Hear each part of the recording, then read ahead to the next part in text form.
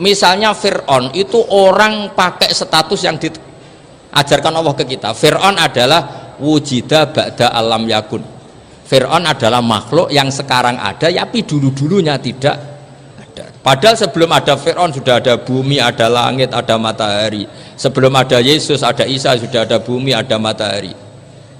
Artinya apa? Zaman langit bumi ada, penyebabnya Isa apa enggak? Enggak kan? Karena dia ada setelah adanya langit dan bumi. Fir'aun juga gitu, Yesus juga gitu, semuanya begitu. Makanya Allah mengajari kita apa? Hal ata alal insani hinum minad dahri lam yakun syai'am madhkura. Katakan manusia itu siapa? Manusia adalah makhluk wujud yang dulu tidak ada. Sekarang banyak enggak orang yang sudah kaya sebelum Pak Jokowi jadi presiden, sebelum Pak SBY jadi presiden, sebelum Pak Karno jadi presiden? Banyak enggak yang sudah kaya sebelum? Banyak kan? Artinya yang mengkayakan itu presiden Pak Allah. Sekarang kamu miskin, kamu nggak bisa nyalahkan Pak Jokowi. Sebelum Pak Jokowi presiden kamu sudah miskin. Ya, artinya yang memiskinkan itu presiden apa takdir? Takdir. Makanya wa anna ila rabbikal muntaha wa annahu adhaka wa abka wa annahu amata wa ahya wa annahu khalaqaz zawjaini dzakara wal unsa. Jadi kita miskin ya karena kehendak Allah, kita kaya kan semua itu karena Allah. Tapi kita terjebak hukum modern. Nak presiden iki sejahtera, nak iki ora. Ya mungkin secara bahasa syariat mungkin ada benarnya, tapi kita ini kan dilatih ilmu hakikat. Tak ulang malam 13 Dzulhijjah masuk ilmu cek syariat tok. Oh gak pinter-pinter banget cek gobloke kan gitu. Daftar wali kok ilmune ngono iku ora iso. Ini penting saya utarakan. Jadi saya ulang lagi. Makanya di Quran tuh ilmu tertinggi diantaranya menurut orang tasawuf qulillah tsumma dzarhum fi khaudihim yalabun. Saya itu gak pernah loh takut mati meskipun saya masih muda, karena saya bayangkan mati itu ya baik-baik saja. Ketika saya hidup ya gak tahu cara ngelola nyawa saya, kenapa kok gak pergi. Kamu tahu caranya ngelola nyawa kamu, kok gak mati sekarang? Gak tahu kan? Tahu-tahu masih hidup kan? Tahu-tahu diutang semacam-macam lah.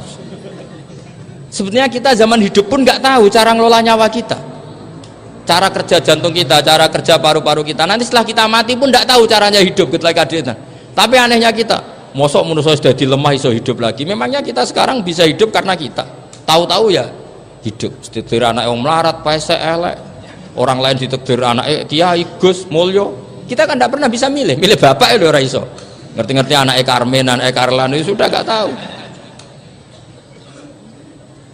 Artinya gini, ya sudah ya Allah, ketika saya hidup ya tidak tahu kenapa saya hidup, pasti engkau yang menghidupkan.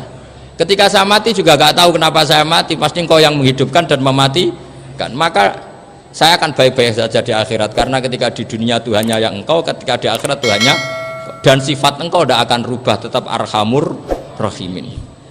Makanya dulu wali-wali itu kalau mau mati ya santai aja. Said Umar bin Abdul Aziz itu ulama-ulama dulu kalau mau meninggal itu, kalau keluarganya nangis marah besar. Memangnya mau kemana kamu nangisin saya? Lah kamu kan mau mati. Memangnya mau kemana kalau mati? Ya kembali ke Allah. Susahnya apa? Di dunia ya milik Allah, di akhirat milik Allah. Inna sholati wa nusuki wa mahyaya wa mamati lillahi rabbil. Yang aneh sampai harus melarat orang wani mati, aneh tenan. Ya karena sampean tahu mungkin di akhirat lebih miskin lagi kan. Itu repot terus. Coba kalau dari awal kita menstatuskan diri kita biadillah, inna sholati wa nusuki wa mahyaya wa mamati. Tapi kamu salah status, mengatakan kehidupan adalah momen untuk mencari kesejahteraan. Kehidupan adalah momen untuk cari karir. Kamu mensifati kehidupan secara salah, jika kamu terjebak nyari karir, nyari kaya. Coba kalau kamu pakai mazhabnya Sufi, kehidupan adalah pemberian dari Allah untuk kembali kepada Allah. Kematian ya seperti itu. Akhirnya ya santai saja. Inna sholati wa nusuki wa mahyaya wa mamati lillahi rabbil alamin. Istri juga gitu. Saya itu tidak sombong. Saya itu mulai nikah sampai sekarang itu hampir gak pernah tukaran sama istri. Sama istri saya itu sering bilang gini, Gus, kali-kali kalau saya ngamuk itu diwales, dilawan, supaya saya punya musuh katanya. Betul ya? Ya saya bilang gini, Allah itu maha baik sama saya. Ketika harmonis, ganjaran saya ya lewat harmonis itu, sehingga saya ngasih uang menyenangkan Anda. Ketika Anda marah, ganjaran saya lewat sabar. Ya sudah, itu semuanya baik. Kalau kamu marah, saya tidak dapat pahala. Makanya kalau kamu marah tak dengerin, ini cara Allah membuat pahala tanpa bayar, kata saya. Justru kalau pas rukun itu untuk dapat pahala harus nyervis, jajak nukokno kelambi mahal katanya. Boros itu pahala yang boros katanya. Tapi kalau kamu marah ini pahala paling murah, nggak usah biaya, dapat apa? Pahala, cukup sabar. Lu tuh kalau terlatih lama-lama dapat ya biasa saja. Ulama dulu seperti itu semua. Imam Syafi'i itu pernah ada orang baik sekali sama beliau, orangnya itu munafik padahal. Tapi kalau setelah keluar dari Imam Syafi'i dia memaki-maki Imam Syafi'i. Suatu saat beliau dikasih tahu orang yang tadi muji-muji jenengan tuh di luar maki-maki jenengan. Imam Syafi'i itu guyu semuanya bukan alhamdulillah. Muridnya kan janggal. Ini dikasih tahu gitu, alhamdulillah. Kenapa ya Imam Syafi'i dia kan di luar maki-maki jenengan? Berarti aku wong wibawa, ning ngarepku rawani. Ya jadi dianggap enteng saja melihat. Berarti aku wong wibawa, ning ngarepku ora wani. Ya sudah. Terus ketika ditanya, tapi itu kan bahaya bagi anda karena memfitnah anda gini-gini. Kata beliau, zaka Allah. Yang kritiknya bahaya itu hanya Allah Ta'ala. Yang lainnya nggak bahaya. Karena ini makhluk doif, gak penting. Loh kamu sampai tersiksa dikritik orang karena kamu nganggap makhluk itu penting. Ini gobloknya sampean. Goblok segoblok-goblok saya itu. Coba kalau kamu mensatukan makhluk tetap makhluk, kritiknya tidak penting. Selesai kan? Selesai enggak? Ini problem anda ada wali itu, kalau dikritik ya susah. Makanya ada wali itu problem menurut saya. Makanya saya nggak ingin nggak jadi wali itu kan, karena hanya wali yang hidupnya itu la khaufun alaihim walahum yahzanun. Orang dulu tuh semudah itu hidup, gampang sekali. Dulu ceritanya diantara ceritanya manakibnya Sayyid Ja'far Shadiq itu, kalau ada orang memaki-maki dia itu dikirimi hadiah. Kenapa aja? Karena kebaikan kamu telah kamu berikan kepada saya, ini hadiahnya. Sampai malu yang kritik itu. Kan kalau orang rasani itu kan kebaikannya dikasihkan sama yang dirasani. Lah kamu kan ngajinya seperti itu, tapi dirasani kok susah. Harusnya kan kasih aja, ditransferi saja. Alhamdulillah. Ya karena kita salah menamain tadi. Sing rasani pembenci, pembenci itu bahaya. Sehingga kamu mereaksi secara serius. Coba kalau kamu pakai hukumnya Allah dan Rasul, pembenci itu pemberi kebaikan, istri marah adalah pemberi kebaikan. Ada yang berani mulai meraktekan? Latih begitu terus, insya Allah nanti hidup kamu barokah. Itu disebut wa'allama adamal asma. Dan itu yang diajarkan Rasulullah. Rasulullah itu kalau ngajarkan hidup itu gampang sekali. Allahumma ja'alil hayata ziyadatan li fi kulli khairin wal mauta rohatan li min kulli syarrin. Jadi kalau kita hidup anggap saja peluang untuk nambah kebaikan. Kalau kita mati anggap saja akhir dari semua potensi kejahatan kita. Anda sekarang mungkin tidak zina tapi potensi zina. Anda sekarang tidak korupsi, potensi korupsi. Anda sekarang tidak selingkuh, tetap potensi selingkuh. Lah anggap saja kalau mati berarti akhir dari segala potensi itu. Alhamdulillah. Makanya saya tuh nggak pernah takut mati. Karena saya misalnya setiap saat mati ya saya nanti akan bilang, ya Allah ini sudah mau mati berarti mau akhir dari segala potensi keburukan saya. Alhamdulillah. Makanya itu ulama-ulama dulu kalau ada preman mati, saya guys tonggone ra gelem muni saya. Wah preman kurang ajar. Saya guys tonggone tetap ra gelem muni saya. Padahal kiai ini muni, saya guys pun mati pun mboten saged macam-macam niki pasti. Karena dia dengan mati berarti rohatan mingkuli syarrin, keburukannya tidak terulang lah. Lah keburukan nggak terulang lagi itu saya apa buruk? Saya. Makanya kiainya minta saya ge niki tonggone cek menengahin. Saya ge menengahin. Makanya suatu saat kalau ada gitu kamu harus bilang apa? Saya pun buatan jahat malih pun mati. Jadi kayak apa coba? Coba sekali-kali statuskan kalau al hayat adalah ziyadatan lana fi kulli khairin. Al maut adalah rohatan lana min kulli syarrin. Sehingga kita hidup ya happy, mati juga happy, gak masalah. Terus kayak misalnya mendingin, tapi anak bojoku piye? Memang selama hidup anak bojo bahagia. Ketoknya ya tambah musibah ya cok. Malah sombong lagi kamu, seakan-akan kamu Tuhan yang bisa mensejahterakan manusia. Wong isih urip bojomu wis ndonga muga-muga nang mati malah. Karena gak jelas. Ini penting, ini saya utarakan. Jadi ini saya cicil juz 1 wa allama adamal asma. Makanya kata Rasulullah, ala ta'jabuna kaifa yusrifu wa annisat ma quraisin wa dhamma. Ini penting, nama itu penting. Karena sekali nama ini salah, coba misalnya orang sepakat darani Fir'aun itu wujida ba'da alam yakun. Fir'aun itu ada yang dulu-dulunya tidak ada. Hal ata alal insani hinum minad dahri lam yakun syai'am madhkur. Coba kalau kamu melihat sekarang kamu hidup itu apa? Untuk sujud itu murah, gampang.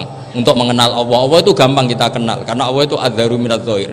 Adzaru dzahir itu Allah, zat yang begitu jelas. Lah mati itu mau apa? Ya menuju Allah. Hidup menyaksikan Allah, mati menyaksikan Allah, itu nyaman. Yang menjadi tidak nyaman karena kamu salah bikin status. Hidup untuk menggapai cita-cita, untuk sukses. Wong komunis yo muni ngono, lonte yo muni ngono, copet yo muni ngono. Rumangsamu sing men bahagia iku ya tok. Rumangsamu sing men duwe akeh ku tok. Coba copet kamu tanya, kenapa kamu nyopet? Ingin punya uang banyak. Terus kiai takut, kok sering dakwah kena opo? Repot to. Nak jawabe ngono maksudnya. Tapi nak jawabe dakwah nyebarno Islam, aku ora dibayar apa-apa. Waras berarti, napa? Ini penting saya utarakan, makanya saya itu mau ngajar itu diantaranya itu. Al ismu ya dulu ala musamma. Maka itu hebatnya Quran. Quran itu ketika menjamakkan kata ilah itu diulang. Qul law kana ma'ahu alihatun kama yaqulun, kata Allah. Karena lafadz ilah itu nggak boleh dijamakkan. Itu jamak kriminal ya. Loh kok tidak kriminal gimana coba? Kalau Zaidun itu satu, boleh nggak kamu mengatakan ja'a Zaidani? Nggak boleh kan? Kalau Zaidun satu, boleh nggak kamu mengatakan ja'a Zaiduna? Nggak boleh kan? Sama ilah itu satu apa dua? Satu. Boleh nggak kamu katakan ilahani, dua Tuhan? Nggak boleh. Makanya Allah kalau mengatakan alihah itu qul law kana ma'ahu alihah, andekan. Lau itu andekan. Itu aja masih ditututi kama yaqulun, sebagaimana mereka katakan. Karena lafadz ilah itu tidak pernah punya jamak alihah. Makanya Allah mengatakan qul law kana ma'ahu alihah, masih ditambahi kama yaqulun, tapi itu kata mereka, kira-kira gitu. Maka kenangan saya sama Batu Rehan, saya ini masih pernah cucu sama Batu Rehan, karena saya mbah saya kandung namanya Fatimah, itu abahnya itu orang sini, Fakhriyas itu, ibunya itu orang Kudus, makanya saya ini ya turunan Kudus, turunan Tasem. Itu kalau Batu Rehan, kalau hari kematian Yesus itu kan ditulis hari wafatnya Yesus. Batu Rehan kan tentu meyakini Yesus itu Isa itu tidak mati tapi makanya di kalender Kudus sampai lihat itu kan matinya Sibah Isa, kan ada dalam kurung Sibah Isa, jadi yang mati itu Sibah Isa. Karena kalau yang mati Isa kan menyalahi Quran, wa ma qataluhu wa ma shalabuhu walakin subyalah, maka ditulis kematian Sibah Isa. Hanya Almanak Kudus, yang lainnya enggak karena sudah ikut bahasa nasional. Saya pernah agak bantah dulu, saya masih muda, ditulis gini saja, kematian Yesus dalam kurung katanya. Jadi ono karena saya ini teori Quran itu kalau ada bahasa salah itu diulang. Qul law kana ma'ahu alihatun kama yaqul. Karena nggak benar, jamak alihah itu tidak benar. Bagaimana mungkin sesuatu yang satu dijamakkan? Coba kamu bisa mengatakan Zaiduna karena zaitnya banyak. Kamu punya tamu rojulun, kalau orang banyak rijalun. Kamu melihat satu masjid, masjidun, kalau masjid banyak masajid. Masalahnya Tuhan itu tidak pernah banyak, mau satu. Makanya itu hebatnya kamus-kamus yang dikarang orang alim. Bahas tasniahnya ilahun itu lam yujad katanya. Tapi wajaduhu wasamauhu.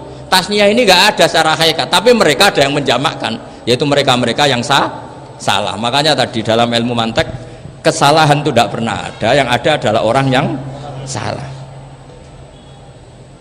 Jadi kesalahan itu tidak pernah ada, yang ada adalah orang yang satu tambah satu pasti dua, nggak mungkin empat nggak ada, lima nggak ada, tapi orang jawab salah banyak. Nah, itu namanya ilmu ya. Makanya yang namanya ismu itu mesti ya dulu ala musamma. Andai kan orang mengatakan Lata Uzza ini batu yang dipahat oleh si A, dulu pesennya di Muntilan, batunya dari Mojokerto, dulu pas bikin tangannya protol terus di semen, di lakban. Bisa nggak jadi Tuhan kalau dengan status seperti itu? Fir'aun misalnya dulu nggak ada, lahir ngompolan, tahu retoreten, ciliknya malah tahu tipes, terus tua-tua jadi pangeran, aneh nggak sih? Jadi Jadi semua, makanya setiap kemusyrikan itu kata Allah, in hiya illa asmaun samaitumuha antum wa abaukum ma anzalallahu biha min sultan. Bismillahirrahmanirrahim. Alhamdulillahirabbil wa mablagha ridha wa zinal alhamdulillahil alamin wa mablagha ridha wa zinal alhamdulillahil alamin wa mablagha ridha wa zinal alhamdulillahil alamin wa mablagha ridha wa zinal